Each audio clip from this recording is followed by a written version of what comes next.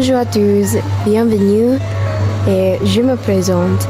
Je m'appelle Nadira Renata Nustianingrum, mais vous pouvez m'appeler Atta. Aujourd'hui, on plonge dans un livre honnête et puissant.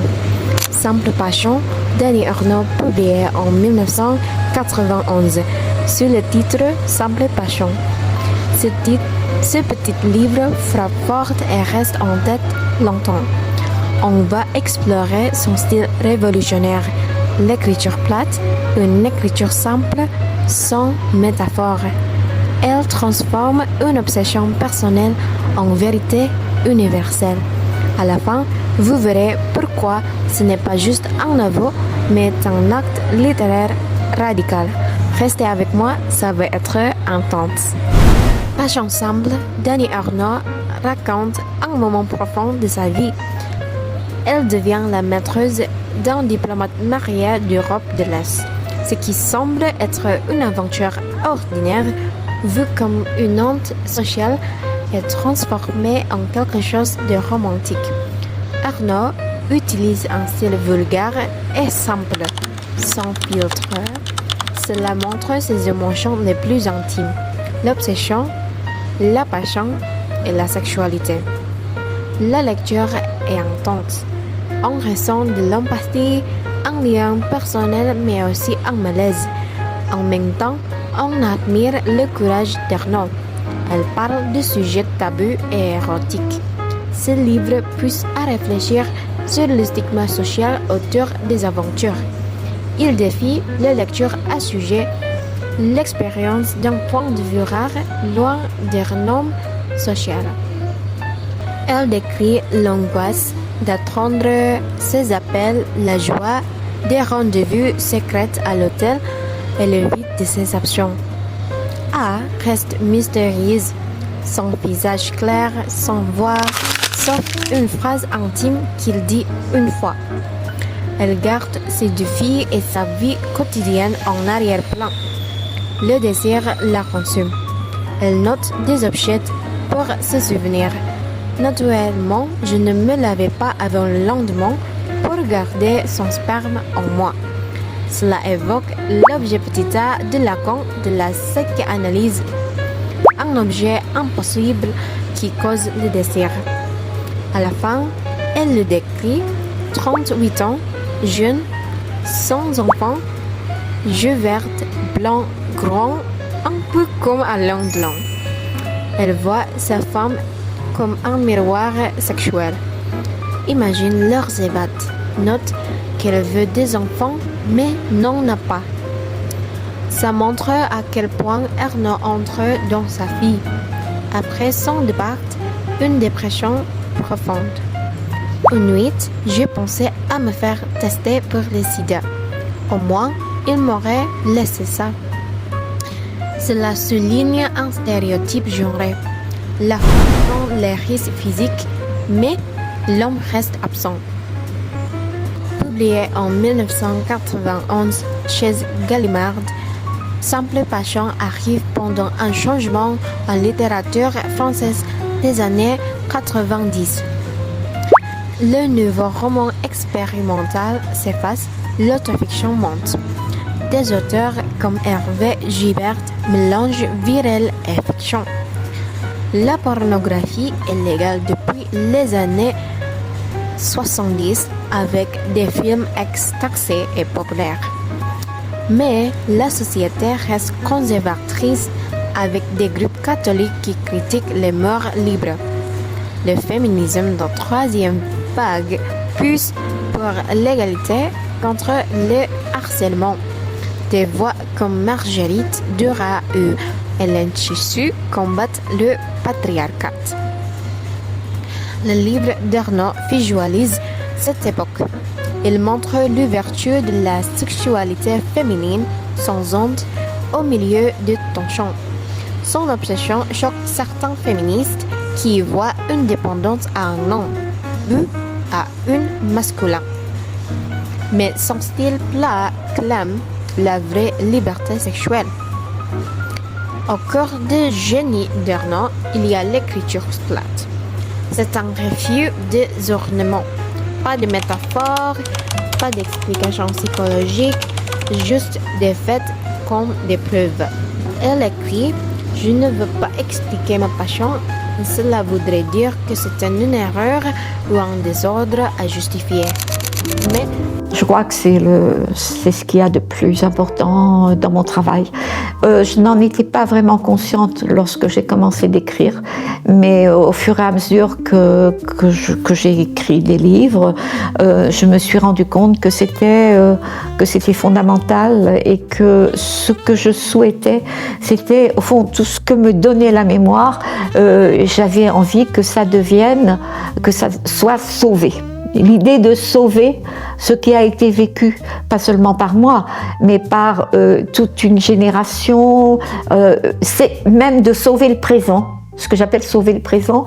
Et c'est vrai que il y a une phrase d'un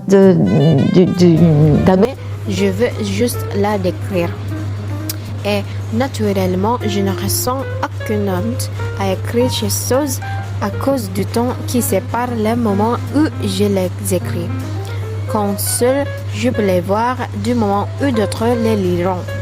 Un moment que je sens ne viendra jamais. Ce style est clinique mais enivre, un paradoxe. On enlève le drame et on crée un hyper-réalisme. C'est comme regarder la passion au microscope. La précision distante rend l'intimité plus forte. Elle écrit d'un point de vue futur après la passion pour effacer la honte. L'écriture plate expose le moi sans justification, rend le lecteur complice. Ce n'est pas anti-littéraire. Pour moi, c'est la littérature purifiée. Elle ajoute: je n'ai pas écrit un livre sur lui ni sur moi. J'ai juste traduit en des mots qu'il ne lira probablement jamais, pas faite pour lui, la façon dont son existence a affecté ma vie. A n'est pas S, son vrai prénom, qui a révélé dans Se perdre, c'est un choix. Parce qu'il devient un objet de désir absent pour mieux faire désirer sa présence ombreuse. Le style d'Arnaud abstrait l'obsession. A est l'autre ou l'objet petit a de Lacan. Inatteignable pour libido. Pas de passé, pas de tendresse, juste un fantôme qui alimente son monde. Elle structure ses jours autour de ses appels. Voit le piège féminin dans chaque pub, une femme qui attend un homme, mais elle le vit pleinement. La symétrie genrée fait mal. Sa vie tourne autour de ses actions, défiant et renforce la dépendance. Sa femme est pire, un miroir des peurs d'Arnaud, réduite à un rôle sexuel reproductif. Le désir fervent pour A contrôle sa vie, dicte ses pensées et actions. Son attente, un appel, un couple à la porte, devient sa vie. Le temps s'étire en son absence, se resserre en sa présence. Chaque routine est influencée par ce désir fiévreux. La fin marque un tournant.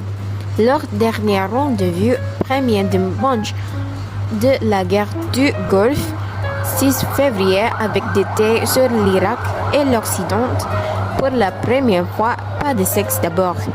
Un café, il raconte sa vie.